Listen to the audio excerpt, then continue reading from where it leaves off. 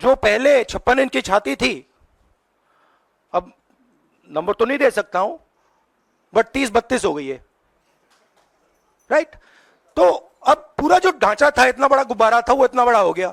अब इससे नरेंद्र मोदी जी को साइकोलॉजिकल बहुत टेंशन होगा, बहुत प्रॉब्लम होगी, क्योंकि उनका जो काम करने का तरीका है वो लोगों को डराने का है, धमकाने का है। अब वो डर चला गया। आपने देखा, पता नहीं देखा या नहीं, वाराणसी में वो चप्पल मार दी किसी ने। अब आप इमेजिन कीजिए, चुनाव से पहले अगर कोई मानना भी चाहता था डरता, तो वो जो डर था वो गायब हो गया, खत्म हो गया।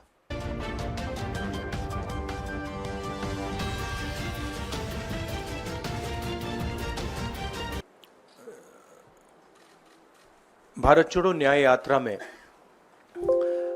मणिपुर से हम महाराष्ट्र गए और रास्ते में हजारों युवाओं ने कंप्लेन की थी कि हिंदुस्तान में नॉन स्टॉप पेपर लीक होते हैं।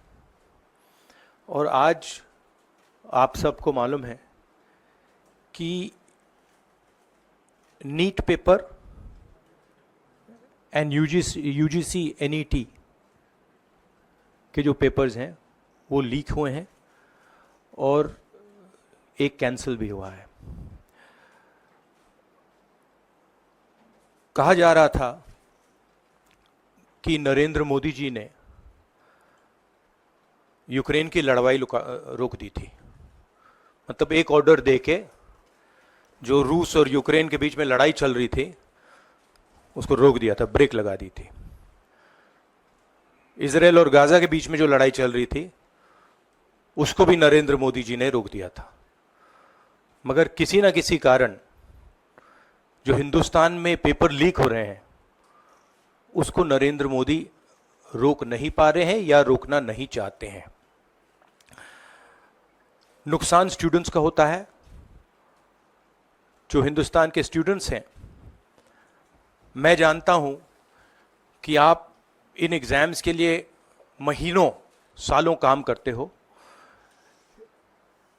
ये आपका फ्यूचर है और आपके फ्यूचर से खिलवाड़ किया जा रहा है।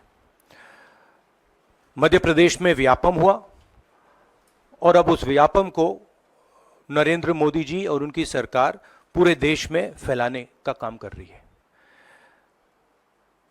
मैं इंस्टीट्यूशनल कैप्चर की बात करता हूं, मीडिया की बात करी, अलग अलग हिंदुस्तान के जो संस्थाएं हैं उनकी बात की।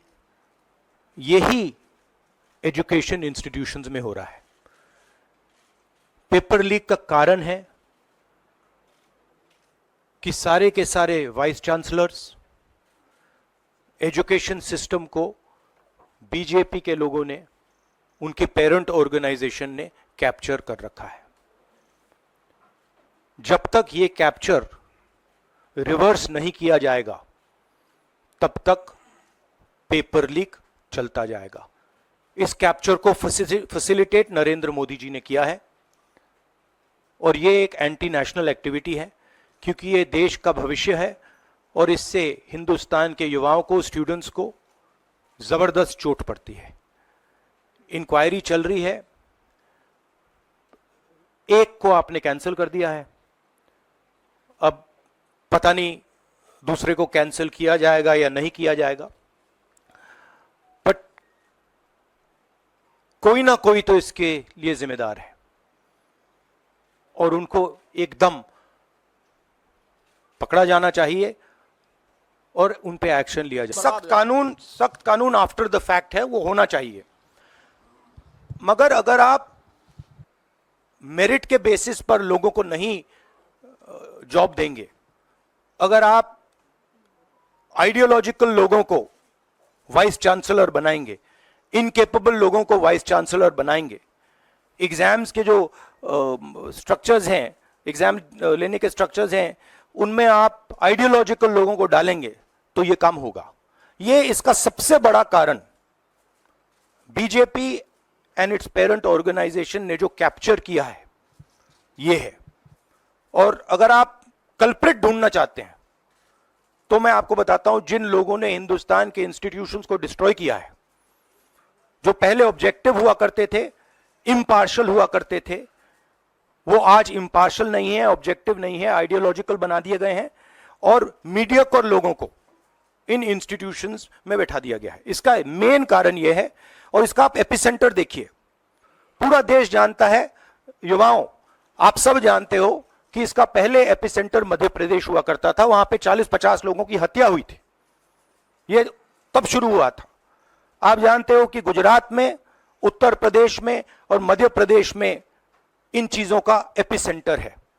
और आप यह भी जानते हो कि बीजेपी के लोग कहते हैं कि हमारी लेबोरेटरी मध्य प्रदेश और गुजरात है। तो लेबोरेटरी से यह काम शुरू हुआ है और अब यह काम देश में फैल रहा है और आपका इससे नुकसान हो रहा है। जब तक यह रिवर्स नहीं किया जाएगा, जब तक हिंदुस्तान के इंस्टीट्यूशंस इनके हाथों से नहीं छीने जाएंगे और इफेक्टिव, ऑनेस्ट, इम्पार्शल लोगों के हाथ में नहीं जाएंगे, तब तक ये होता रहेगा। और मैं आपको बता रहा हूं, जब तक बीजेपी रहेगी ये बढ़ता जाएगा। हिंदुस्तान में बहुत सारे ऑनेस्ट लोग हैं, बहुत सारे ऑब्जेक्टिव लोग हैं। अगर ऑब्जेक्टिव लोगों को, ऑनेस्ट लोगों को आप ये काम दोगे, पेपर लीक नहीं होगा। अगर आप मीडियोकर लोगों को राजनीतिक बेसिस पे, आइडियोलॉजिकल बेसिस पे चुन के करोगे तो ये काम होगा। और ये मैं कह रहा हूं, दोहराता जा रहा हूं कि हर हिंदुस्तान की हर संस्था को कैप्चर कर रखा है, लीगल सिस्टम को, ब्यूरोक्रेसी को, इंटेलिजेंस एजेंसीज को, इन्वेस्टिगेटिव एजेंसीज को, एजुकेशन सिस्टम को। वो क्लीन चिट दें उसका कोई मतलब ही नहीं है, उनकी जीरो क्रेडिबिलिटी है। सब लोग जानते हैं कि एपिसेंटर मध्य प्रदेश, गुजरात एंड उत्तर प्रदेश। सबसे ज्यादा मेरी यात्राओं में सबसे ज्यादा पेपर लीक की बात यहीं आई थी, उत्तर प्रदेश में आई थी, मध्य प्रदेश में आई थी। Tripled. Right now prime minister's main agenda is the speaker, so he is not bothered about NEET, he is not bothered about all these things, he is bothered about कि भैया मेरी सरकार निकल जाए यहां से और मेरा स्पीकर बन जाए। Right, that is where he is right now, that's where his mind is. तो नरेंद्र मोदी जी की का जो कॉन्सेप्ट था और वो गुजरात में शुरू हुआ था, गुजरात से वो गुजरात मॉडल फिर वो नेशनल लेवल पे लाए। कॉन्सेप्ट क्या था? कॉन्सेप्ट था मार्केटिंग, हजारों करोड़ रुपए की मार्केटिंग और डर, एजेंसी का डर, मीडिया का डर, सरकार का डर। अब हुआ क्या? अब देश में कोई उनसे डरता ही नहीं है। मतलब एक तरीके से रिडिक्यूल करते हैं। जो पहले 56 इंच की छाती थी, अब नंबर तो नहीं दे सकता हूं, बट 30-32 हो गई है। राइट? तो अब पूरा जो ढांचा था, इतना बड़ा गुब्बारा था, वो इतना बड़ा हो गया। अब इससे नरेंद्र मोदी जी को साइकोलॉजिकल बहुत टेंशन होगा, बहुत प्रॉब्लम होगी, क्योंकि उनका जो काम करने का तरीका है वो लोगों को डराने का है, धमकाने का है। अब वो डर चला गया। आपने देखा, पता नहीं देखा या नहीं, वाराणसी में वो चप्पल मार दी किसी ने। अब आप इमेजिन कीजिए, चुनाव से पहले अगर कोई मारना भी चाहता था डरता, तो वो जो डर था वो गायब हो गया, खत्म हो गया। और इंटरनल भी प्रॉब्लम्स हैं, इनकी पार्टी में प्रॉब्लम्स हैं, इनके पेरेंट ऑर्गेनाइजेशन में इश्यूज हैं। तो मेरा कहना है कि जो नरेंद्र मोदी का जो कॉन्सेप्ट था उसको ऑपोजिशन ने डिमोलिश कर दिया, खत्म कर दिया है। उसको आप 56 इंच की छाती कहें, उसको आप डर कहें, उसको आप मतलब जो बिग नरेंद्र मोदी जी की जो इमेज थी उसको फाड़ दिया हमने। अब अगर वाजपेयी जैसे लीडर होते जो जिनमें ह्यूमिलिटी थी, मनमोहन सिंह जी जैसे जिनमें ह्यूमिलिटी थी, लोगों की रिस्पेक्ट करते थे, बात सुनते थे, ऐसी सिचुएशन वो काम निकाल सकते थे। मगर ये नरेंद्र मोदी जी की स्टाइल ही नहीं है। नरेंद्र मोदी जी मतलब किसी की सुन नहीं सकते, बिना फोर्स काम नहीं कर सकते। तो ये अब मामला है। और दूसरी बात, बहुत मजबूत ऑपोजिशन है, तो काफी मतलब इंटरेस्टिंग समय है।